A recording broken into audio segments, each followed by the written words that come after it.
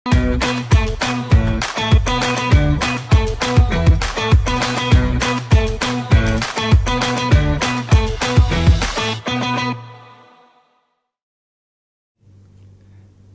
datang kembali di podcast Ngegaspol, ngobrolin berita gacor soal hukum dan politik. Di sini kita akan ngobrolin berita-berita gacor yang menarik perhatian publik.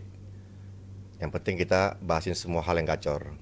Kali ini sudah hadir juga bersama saya kru dari redaksi Hukum Online. Yang pertama yang pengen saya kenalkan adalah Mas Adit. Ya. Silakan Mas Adit. Ya, halo, perkenalkan nama saya Aditya Fajar Indrawan, posisi sebagai jurnalis hukum online di divisi Legal Intelligence Update. Sudah berapa lama Mas Adit bergabung sama Hukum Online? Lumayan. Berapa lama? Awal tahun lah. Awal tahun, belum setahun berarti ya? Ya. Oke. Tolong diperpanjang ya Pak. Yang kedua ada Mas Abe. Halo Mas Tito, halo juga teman-teman semua. Saya Abe, mungkin namanya kalau di tulisan itu adalah Aji Prasetyo. Kenapa Abe itu kita tuh kayak ada semacam apa ya, nickname gitulah. Nama panggilan. Nama, betul, seperti itu sih. Namanya Aji Prasetyo tapi dipanggil Abe. Betul. Dari mana tuh Abe itu? Itu dari dulu sih Bang sebenarnya Bang. Jadi Dari kalau ke nama rumah samaran pun lu gitu ya, Bang? Jadi kalau ke rumah pun manggil Abe, satu keluarga udah tahu gitu. Oke. Siap. Setelah Mas Adit dan Mas Abe hadir juga samping kita nih ada Mbak Aida. Nah, Mbak Aida ini yang paling cantik nih di antara kita nih. Ya, karena di sini cowok semua, jadi karena saya perempuan sendiri. Oke. Tapi Bang Abe rambutnya panjang. Nggak disebut ganteng kita ya, cuma cowok semua ya. Mbak Aida di Hukum Online sebenarnya di redaksi, tapi kaitan kali ini kita hadirkan Mbak Aida sebagai source hukum.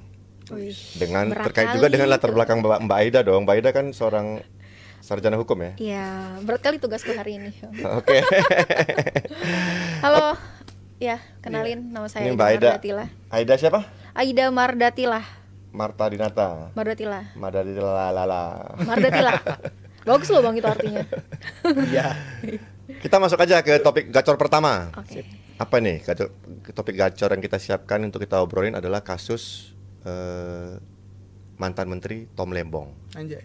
Yang suaranya seksi itu ya Bang? Iya, seksi emang. Ya? Seksi kalau kata media-media. Oke.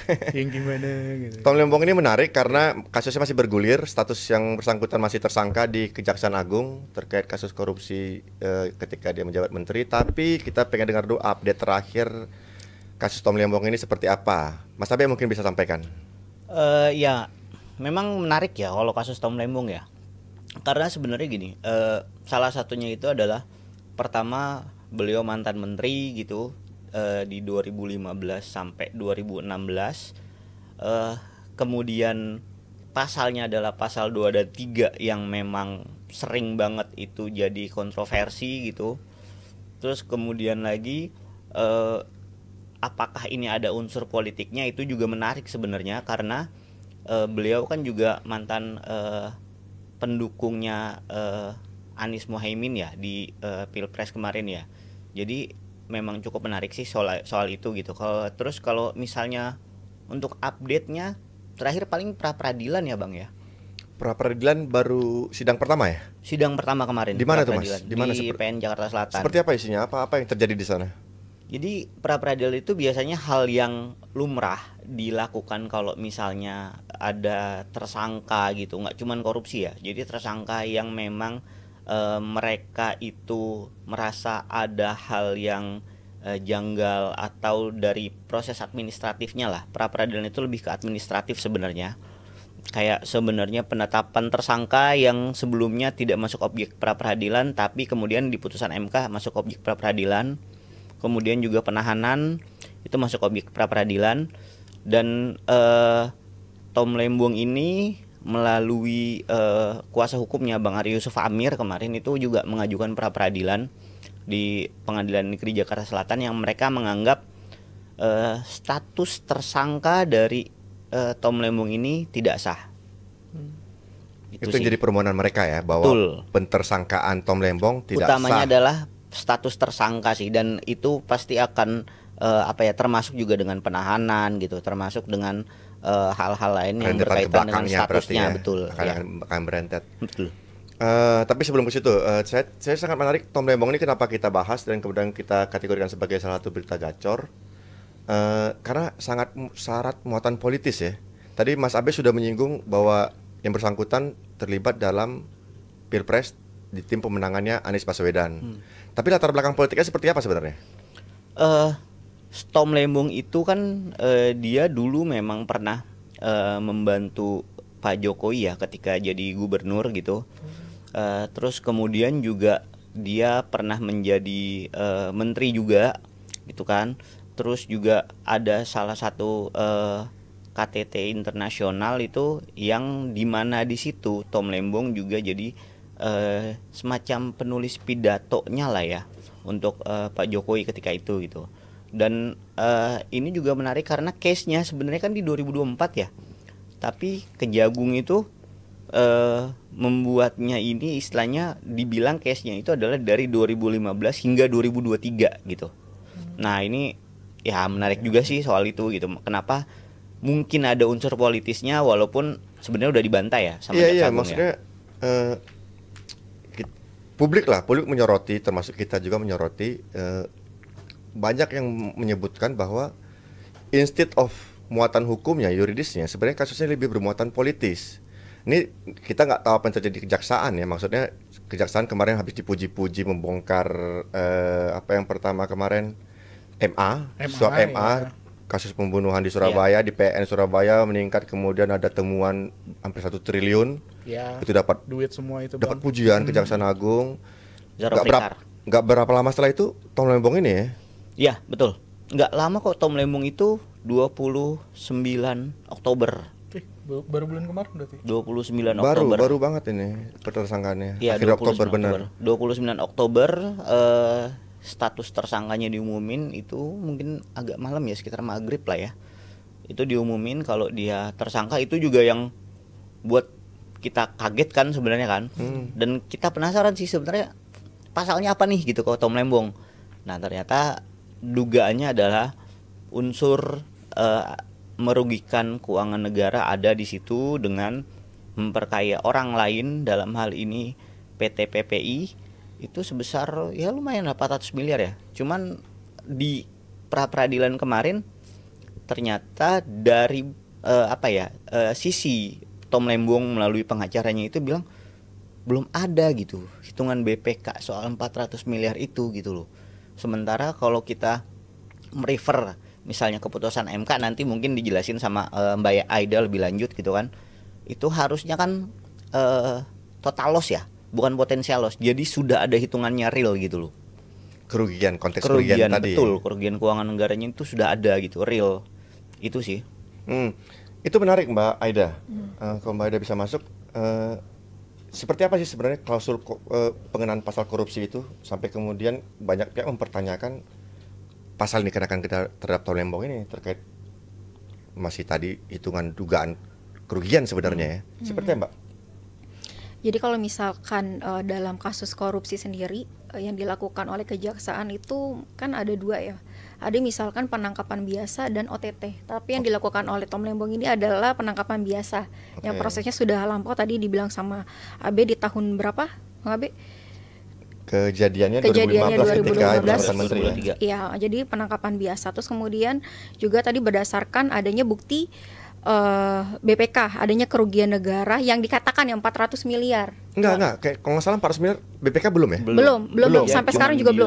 Adalah itu 400 miliar kerugian potensi. Setahu saya Kejagung tuh nggak bilang potensi, tapi ada indikasi kerugian negara itu sebesar 400 miliar.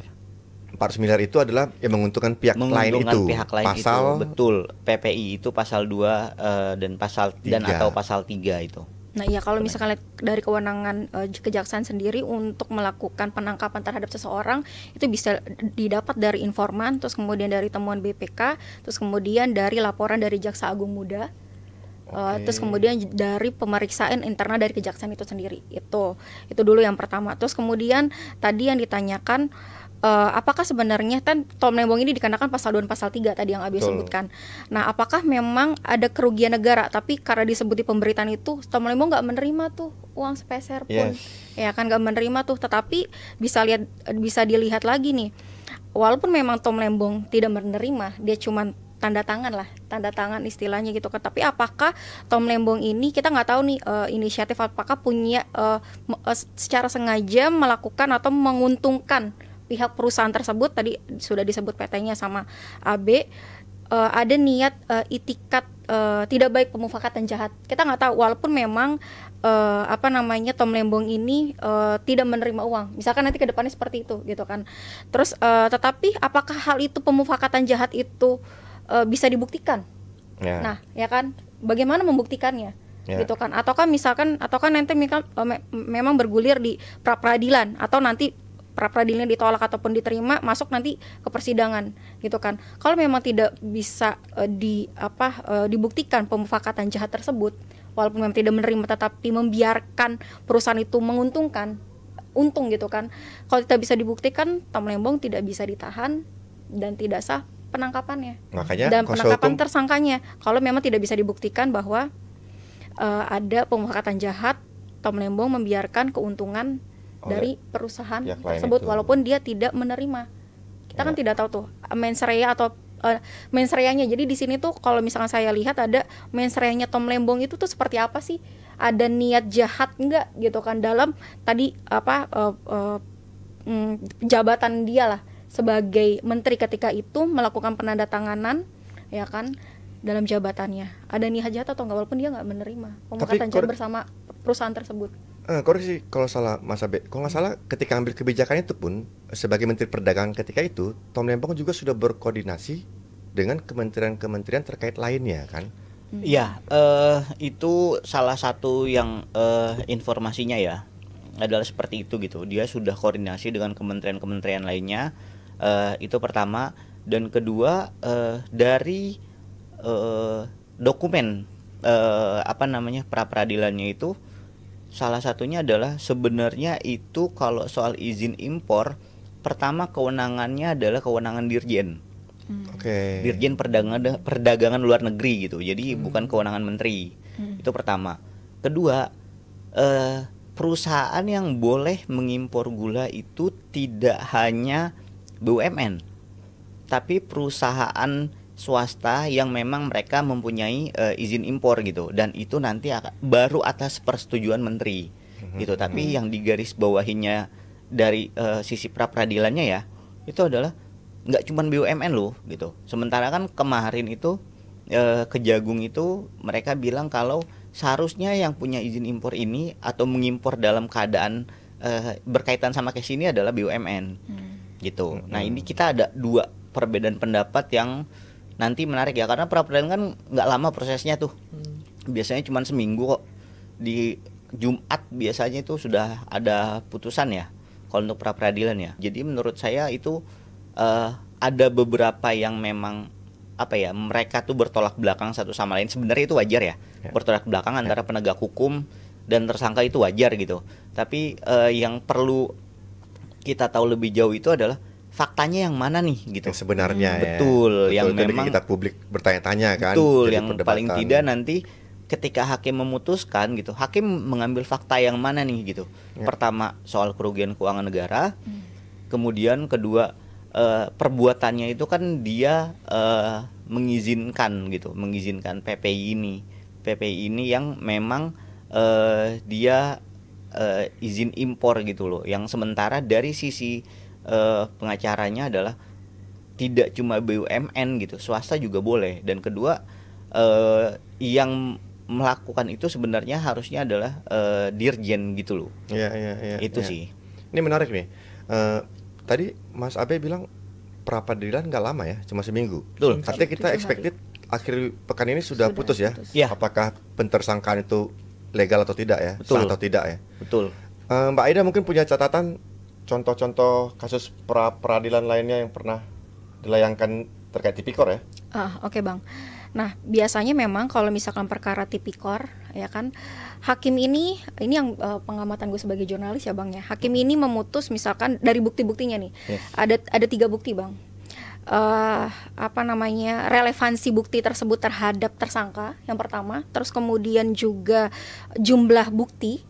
Kan kalau misalkan di dalam KUHP 184 terus ada 2 alat bukti kan, jumlah bukti apakah itu sudah terpenuhi. Terus kemudian yang ketiga adalah kuantitas bukti tersebut adalah benar-benar memberatkan dari tersangka tersebut atau enggak.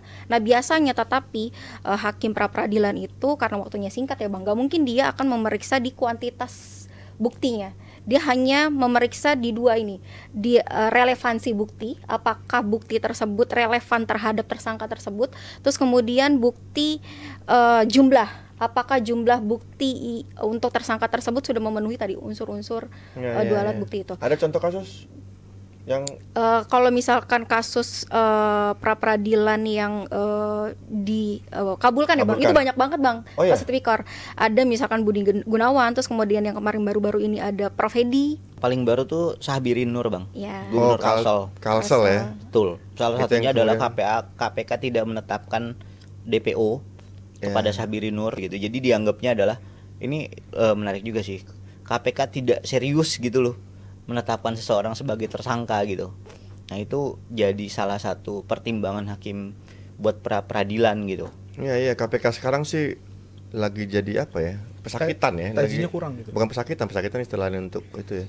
Lagi tidak sehat ya. Lagi tidak sih. Lagi tidak segacor dulu. Nah, KPK udah kita berharap KPK segera bikin berita gacor lah untuk kita bahas ya. Pimpinannya sekarang lagi di ini Bang, diuji di DPR. Oh fit and iya, proper test. pemilihan baru ya. Pemilihan ketua Senin pimpinan kemarin. KPK. Makanya kamera sekarang lagi menyorot ke Kejaksaan Agung yang lagi gacor nih ya. Agak kenceng ya, semangat sekali. Makanya oke lah, Blok M oke lah. Lumayan tuh. Tapi terkait Tom Lembong sebenarnya menarik sosoknya ya. Dia ini dari apa yang kita punya data segala macam informasi, dia ini sebenarnya seorang profesional. Ya. Lulusan Harvard. Lama berkarir di profesional sampai akhirnya terlibat di publik, di jabatan publik itu pertama yang narik justru Pak Joko Widodo kalau nggak salah ya. Dia tuh orang ininya Bang, kalau nggak salah aku ngelihat apa ibaratnya tuh back end-nya Jokowi gitu. Iya, dia tim ekonomi Jokowi ketika gubernur. Pertama ditarik segitu, kemudian Pak Jokowi kesengsem, pemilihan presiden menang, dijadikan menteri tahun 2015-16. Tapi pertanyaan publik berikutnya adalah, kenapa cuma Tom Lembong? Karena yang mengimpor gula kan sebenarnya hampir semua, emang semua ya, kayaknya bukan hampir ya. Semua menteri perdagangan di tiap era selalu mengimpor gula.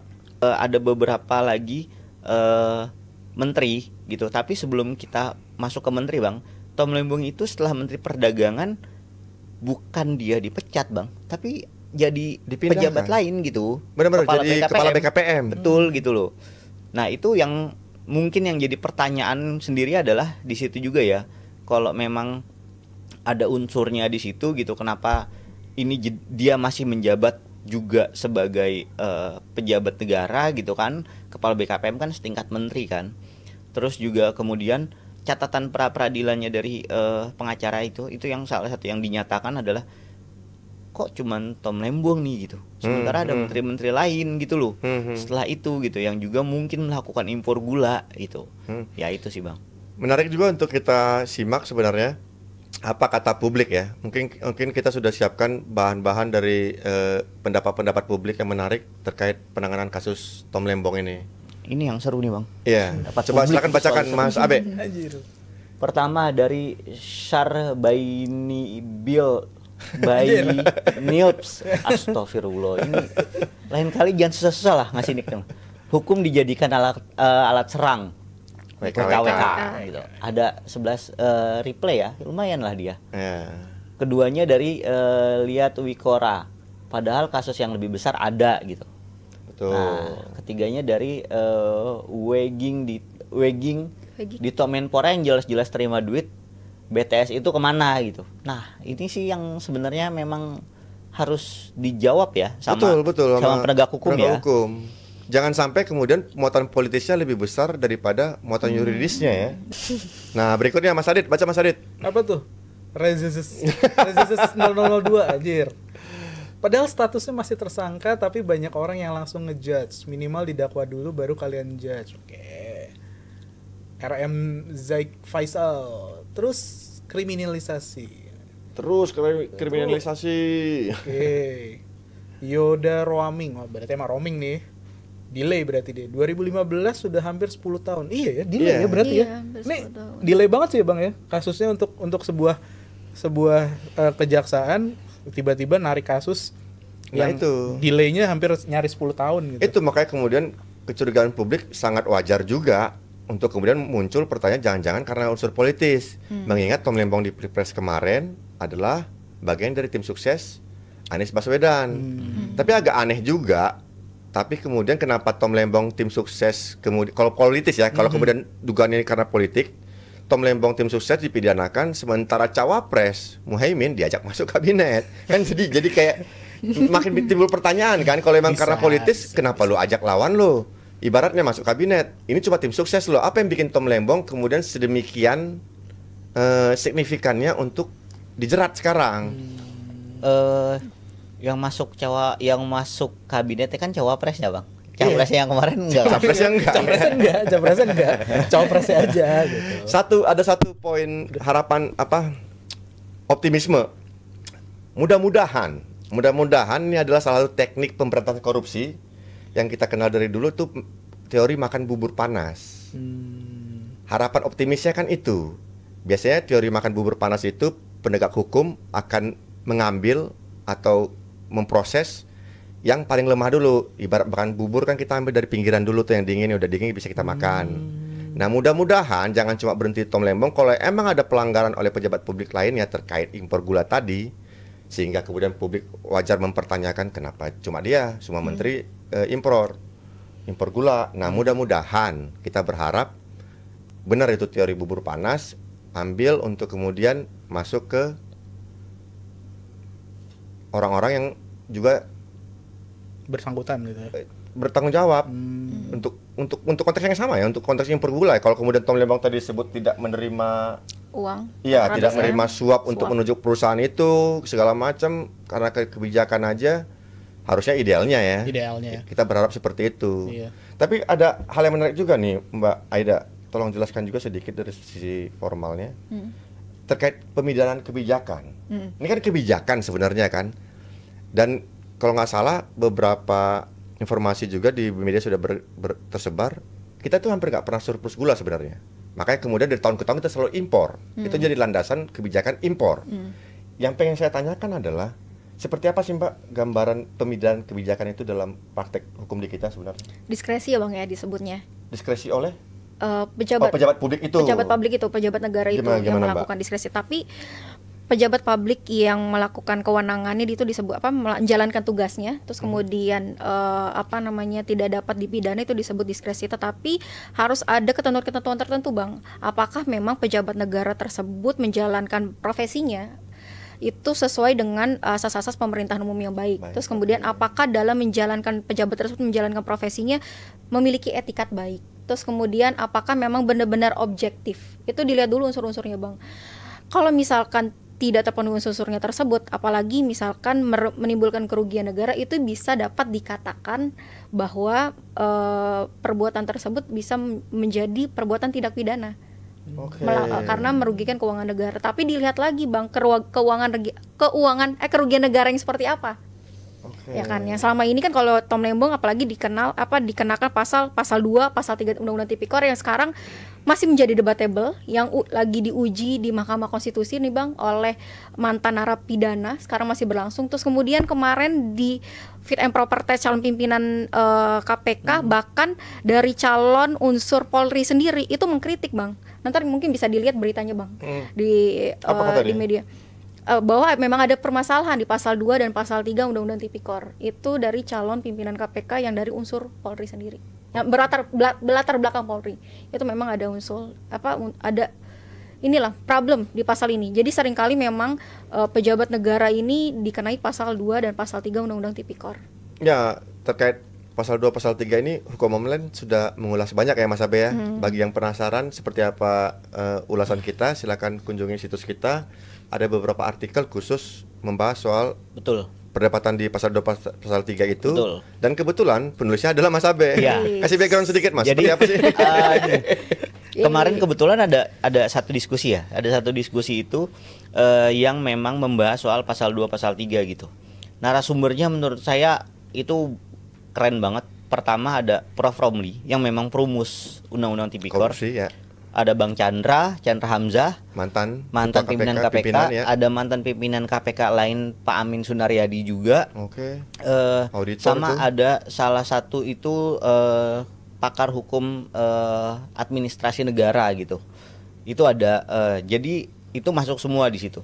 Intinya adalah pertama Prof Romli sendiri bilang sebenarnya penggunaan pasal 2 pasal 3 itu harus merefer ke pasal lain.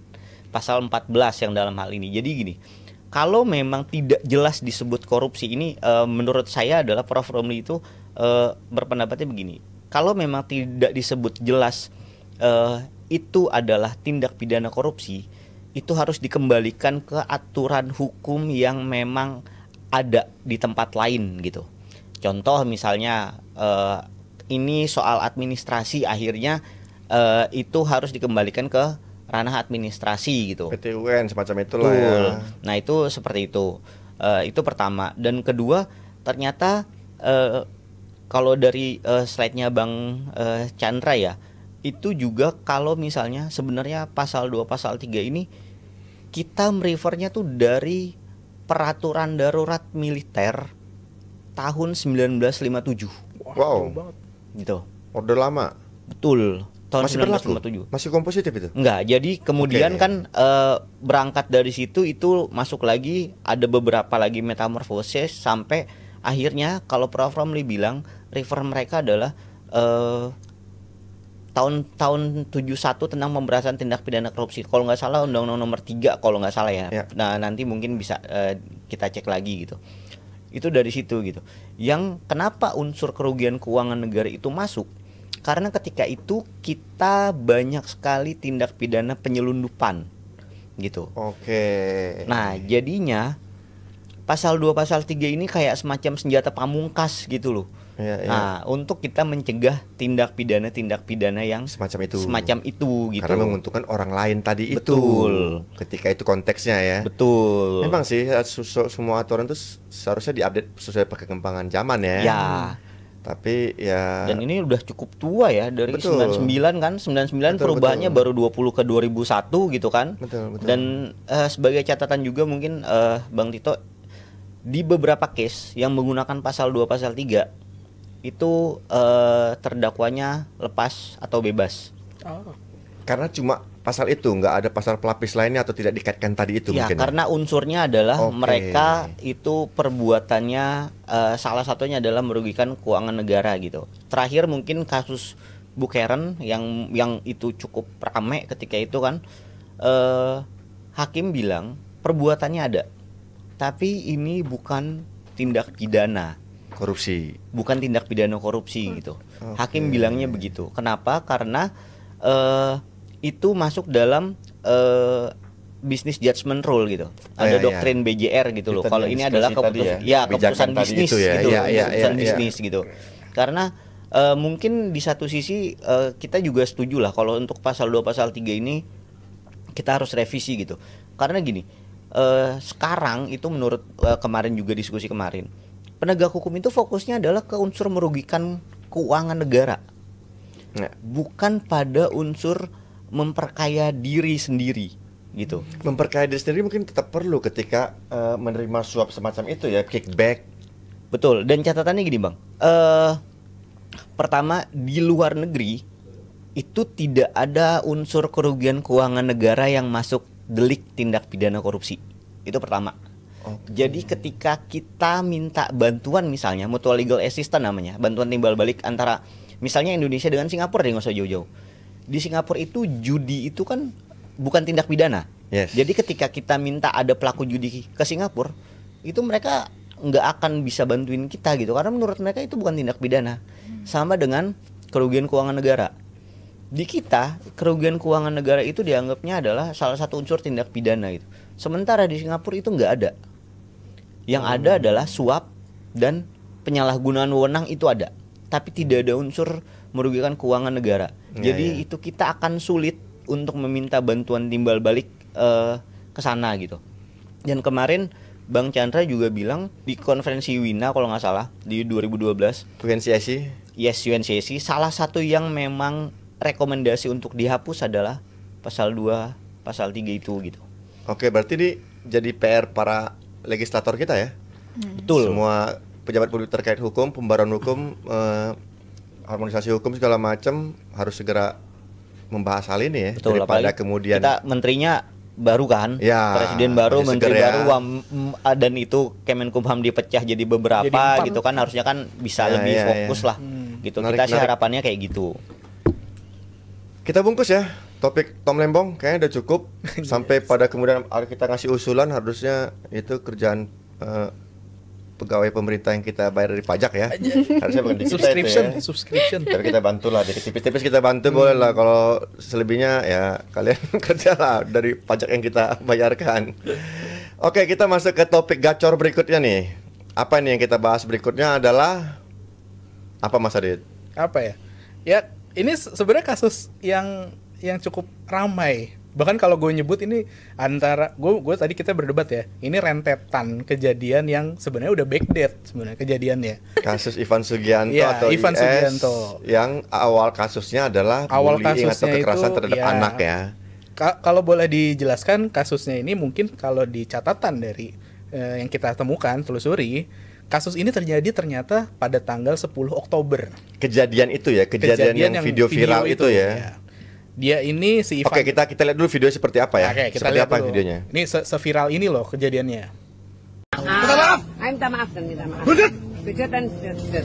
Jangan apa-apa dan sujud. Sujud. Sujud dan apa-apa. Sudah, yuk, biar selesai. Mendorong. Gonggong dan apa? Ya, itu dia videonya ya. Itu kejadian di 14 Oktober. Lebih tepatnya 10 Oktober. 10 Oktober sebenarnya. Nah, seperti apa itu, Mas Adit? Nah, itu kejadiannya mungkin kalau gambaran dari video itu kan cuma satu point of view aja ya. Kejadian itu terjadi di luar sekolah, tepatnya di sekitaran parkiran atau halaman depan itu. Si Ivan ini memaksa seorang anak untuk meminta maaf. Karena merasa anaknya dia dibully gitu. Karena dia kata-kataan anak SMA. Ceng-cengan anak sekolah sebenarnya ya. Sebenarnya seperti itu. Cuman mungkin di sini motif yang didalami adalah tidak, ya dia pengen mendisiplinkan lah gitu kan. Tapi mendisiplinkannya mungkin dengan cara yang agak menurut aku berlebihan. Sebut aja emang berlebihan ya. Artinya ketika anak lu sama anak orang lain ada masalah, selama nggak ada kekerasan, nggak perlu chip in kayak gitu dengan gaya seperti itu juga ya. Itu yang kemudian bikin kesal netizen ya. Betul. Apalagi dia memaksa anak itu untuk sujud dan menggonggong. Dan menggonggong itu. Ya, itulah yang memicu banget. Dan sikap si Ivan ini sangat arogansi sekali gitu kan.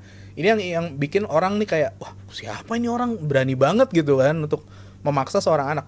At least dia adalah orang tua siswa gitu. Tapi instead dia berlaku untuk searogansi itu, apa dasarnya gitu kan. Bahkan dia sempat untuk tidak mau berdamai dan lain sebagainya gitu kan. Ya ini agak poin menarik lainnya adalah bahwa kejadiannya di bulan Oktober. Kejadiannya di bulan Oktober. Video itu viral sekitar minggu pertama atau sekitar tanggal 10 November.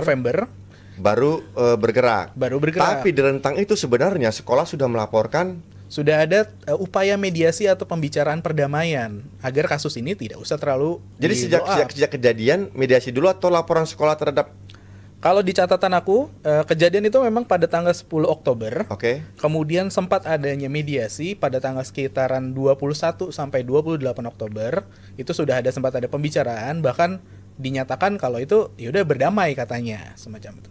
Tapi kemudian instead tanggal 28 ternyata pihak sekolah melaporkan gitu. Ada laporan dari pihak sekolah ke polisi. 28 Oktober. Tapi polisi tidak melakukan apa-apa sampai video naik ke publik. Nah, barulah polisi bergerak. Betul, no viral no justice. No viral no justice. Netizen. Ini seperti apa sih Mbak kerja aparatnya sebenarnya harusnya?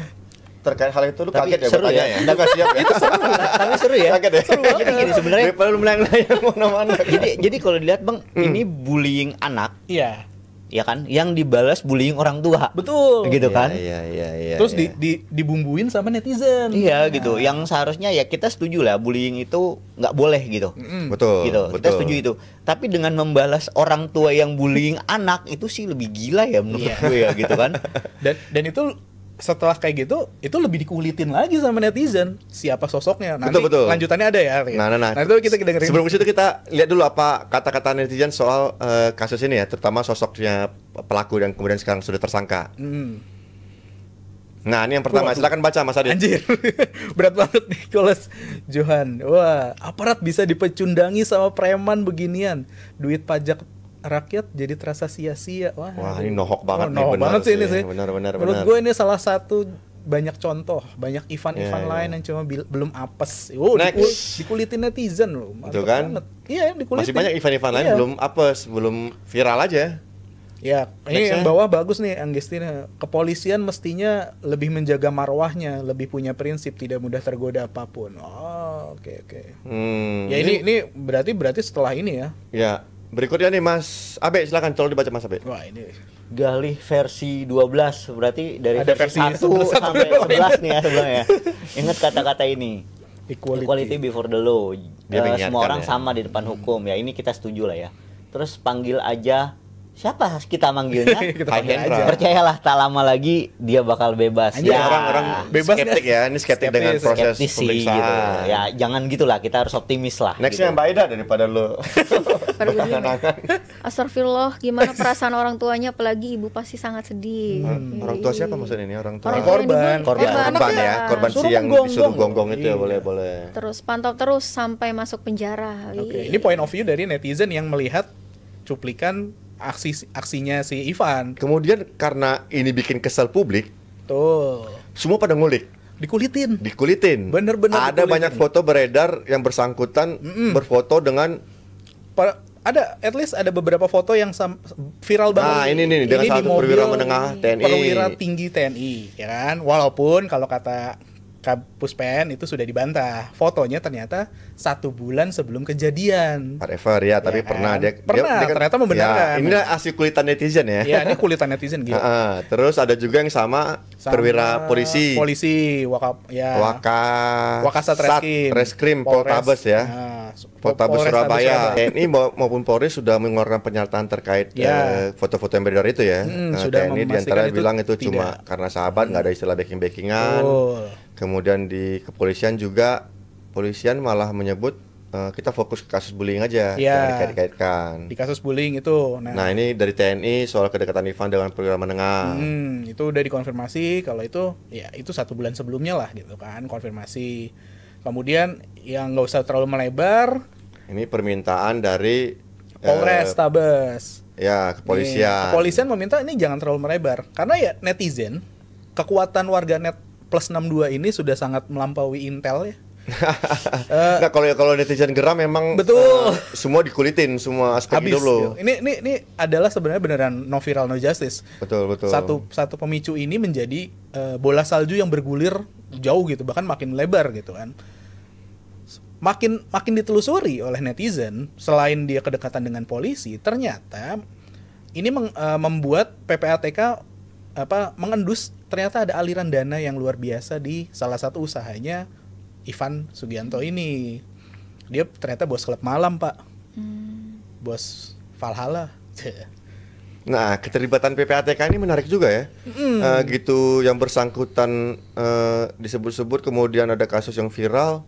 PPATK kemudian sekarang sudah memblokir. Iya, sudah memblokir rekening dari Valhalla klub itu gitu. Klub malamnya Valhalla klub ini.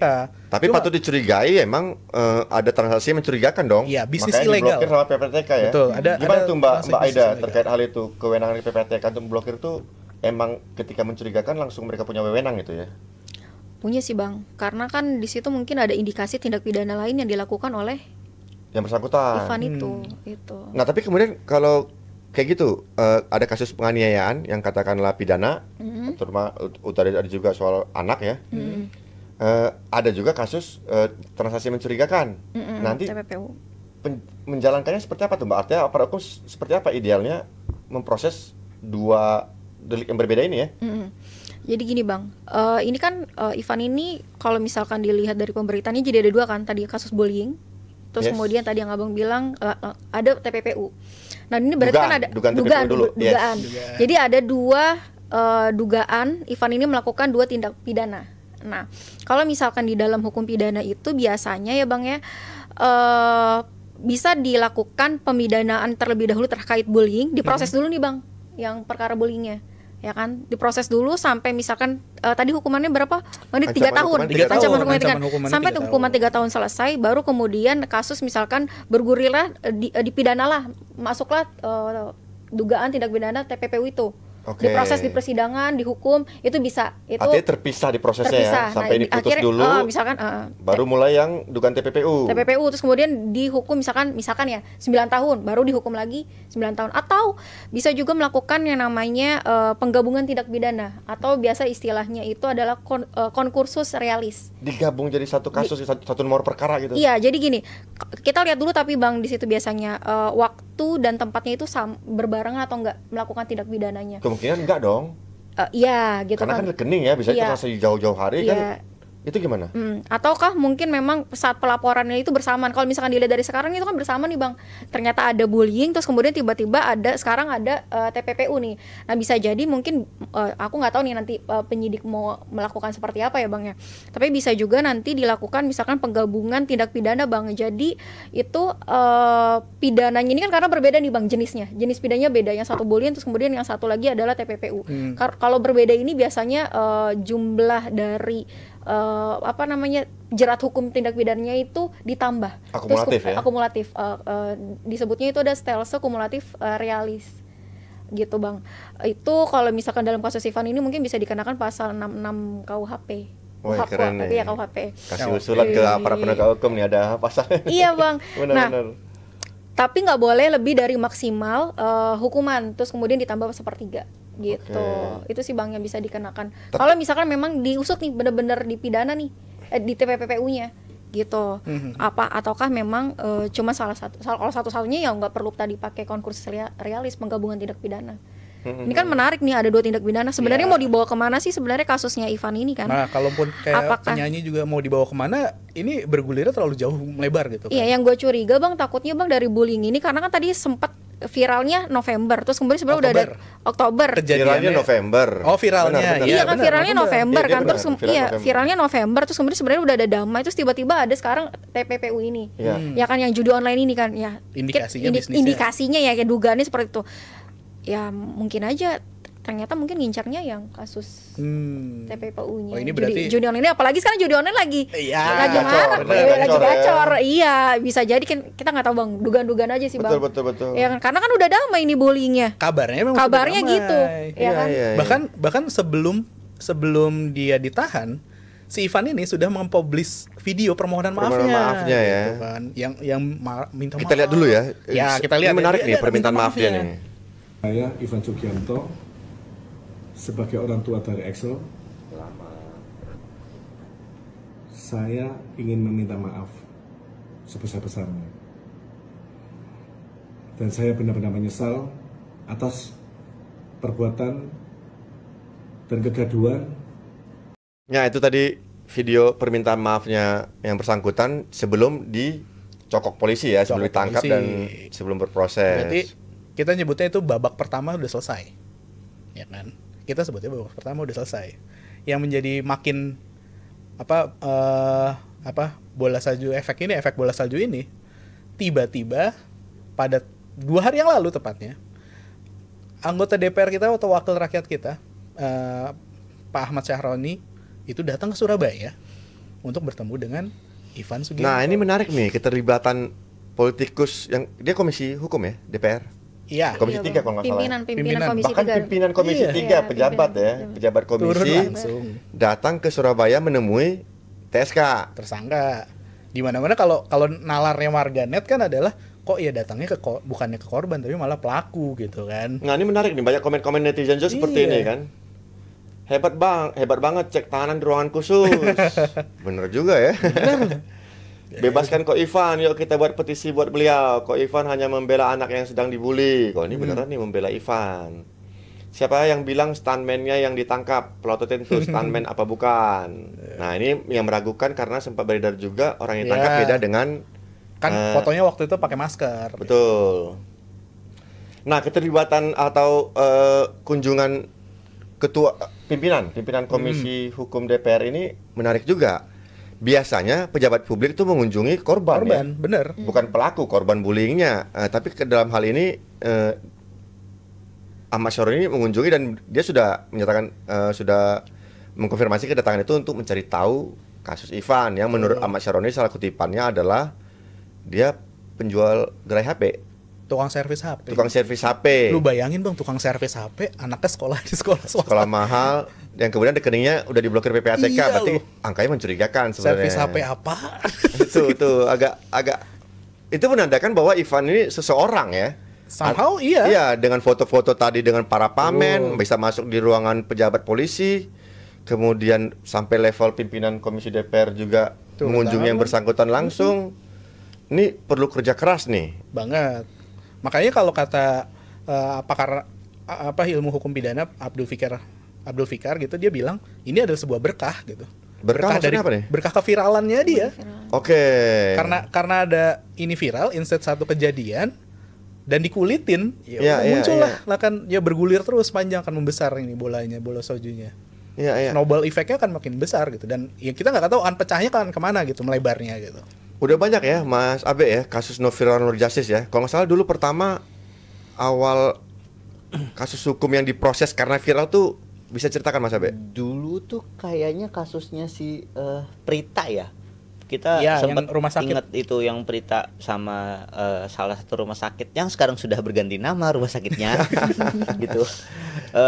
Itu karena yang bersangkutan dapat simpati publik ya, kemudian viral, dia semacam kayak dijalimi sama institusi rumah sakitnya. Terus kemudian yang sebelum ini yang agak lumayan ramai itu adalah soal guru Supriyani ya. Iya, banyak tuh. Yang dipidana juga, sempat ditangkap juga ya, PGRI sampai nongol, guru-guru semua pada mogok, gak mau ngajar. Iya, lalu ada juga yang soal dia itu ternak landak.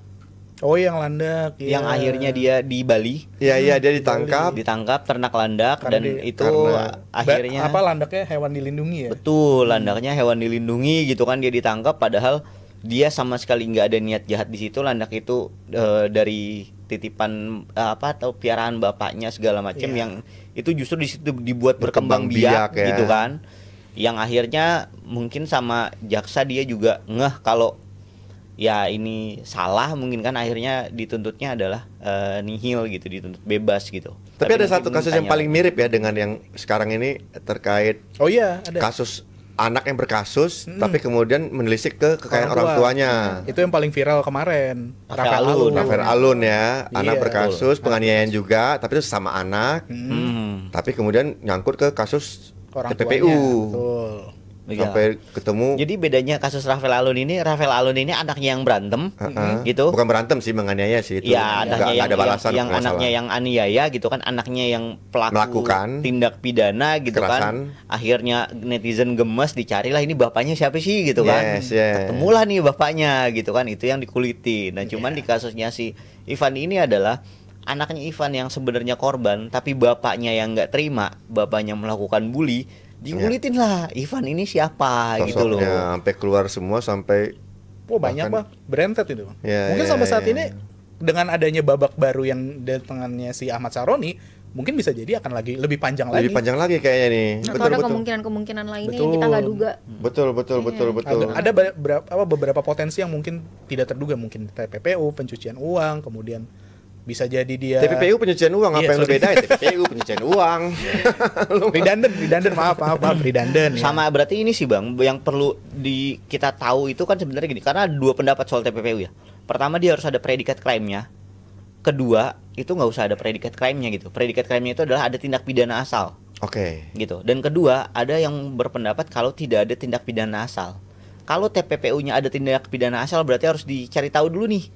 Dia TPPU-nya itu tindak pidana asalnya apa? Apakah yang rame disebut kayak judi online gitu kan, atau mungkin tindak pidana lain, atau memang dia tidak ada tindak pidananya, tidak ditemukan tindak pidananya tapi dijerat TPPU gitu. Tapi itu akan jadi kontroversi sih. Jadi menurut gua mungkin ya lebih aman adalah ada tindak pidana asalnya dulu nih. Jadi kesan kriminalisasinya itu nggak ada gitu loh. Betul. Tuh. Terkait dua delik atau 2 klausul berbeda tadi, ada satu penganiayaan, satu lagi dugaan TPPU tadi. Idealnya menurut Mbak Aida, kalau Mbak Aida minta saran nih sama aparat nih, disatukan atau dipisah? Disatukan lah Bang. Kalau misalkan satu-satu misalkan bullyingnya dulu, terus kemudian lanjut, takutnya nanti udah ketutup nih perkara yang TPPU-nya. Oke. Takutnya udah nggak hangat lagi. Nah, maksud pertanyaan berikutnya adalah jadi harus dibedakan juga. Makanya pertanyaan berikutnya adalah bukan tidak mungkin kan, katakanlah penganiayaan sekarang di polisi tersangkanya, prosesnya penyidikan nanti akan dilimpahkan ke jaksa. Bukan tidak mungkin kasus TPPU akan bisa ditangani oleh kejaksaan juga, institusi hukum lain dong. Bisa jadi. Nah, kalau seperti itu bisa jadi Bang, bisa jadi dilakukan kejaksaan ataupun bahkan KPK. KPK kan sebenarnya mempunyai kewenangan selain dia melakukan apa namanya informasi dari dirinya sendiri, terus kemudian dia juga bisa dari pelimpahan informasi dari kepolisian ataupun kejaksaan. Ya. Itu ini menarik ya. Bisa kemungkinan. Kalau saya pribadi, saya pengennya dipisah karena sekalian dua institusi yang berbeda, jangan tangani satu. Terkait juga tadi kita bahas di awal tadi kita sebut kejaksaan lagi gacor nih. Nah, PPATK kejaksaan gabung di kasus dugaan pencucian uangnya itu menarik tuh sebenarnya. Menarik, tapi ya itu sih Bang. Jadi kalau gua sarannya adalah dicari dulu tindak pidana asalnya. Biar nggak mentah gitu loh di akhir gitu. Takutnya ketika proses mencari pidana asal itu di mana? Di penyidik dong, bukan di KPPU dong. Enggak. Oke. Kok KPPU sih, PPATK maksud saya. Kan gini, PPATK tuh mereka ketika mereka blokir rekening, logikanya adalah mereka sudah tahu rekening ini mencurigakan gitu. Ya. Gitu kan. Nah, transaksinya itu kan PPATK itu bisa ngecek dia melacak, kemana, dari mana, ya. kemananya gitu kan, itu PPATK bisa lah melacak itu gitu. Dan di situ orang-orang penerima, orang-orang pengirim gitu kan, itu kan PPATK bisa tahu ya, nanti kan di profiling, entah itu kepolisian atau kejaksaan, dilihatlah tindak pidana asalnya gitu. Itu salah satu prinsip apa nih gitu. Ya, itu salah satu prinsip penting dalam investigasi ya, follow the money. Betul, follow the money. Follow the money. Once you follow the money, dia bisa petakan segala macam. Ketemu. Saya kira cukup ya. Cukup. Kita udah 2 topik gacor. Ada satu hal yang perlu kita encourage ke publik nih, karena terkait tadi viral-viralan. Saya mau mendorong publik untuk tetap mempublikasikan hal-hal yang tidak beres sekitar kita, apalagi terkait penyelenggara negara. Dari saya itu, dari Mas Abe kata penutupnya. Pertama sih gini, pertama adalah aparat penegak hukum itu juga mereka harus bisa menjawab pertanyaan-pertanyaan yang selama ini di publik ya, termasuk kayak case-nya Tom Lembong gitu kan. Mereka harus bisa membuktikan itu gitu, biar nanti nggak ada anggapan ini politis atau kemana-mana gitu. Nah, kalau di case-nya Ivan itu juga aparat penegak hukum ini juga terang gitu loh case-nya, termasuk untuk kayak TPPU itu sebenarnya TPPU-nya di case apa sih gitu, dan itu benar-benar diungkap gitu. Apalagi Ivan ada foto dengan para penegak hukum yang pangkatnya juga nggak main-main ya gitu kan. Ya itu sih sebenarnya. Mas Adit, apa? Kalau closing statement. Closing karena aku ngulikitin si Ivan, mungkin 4 kata lucu. Apa itu? Tukang servis HP polisi. Ya itu kita mengutip kutipannya dari pimpinan Komisi 3 DPR ya. Ya itu aja sih, karena ya at least itu menjadi pertanyaan publik sih, itu aja. Servis HP tapi bisa koneksinya sampai tinggi banget. Servis HP apaan ya?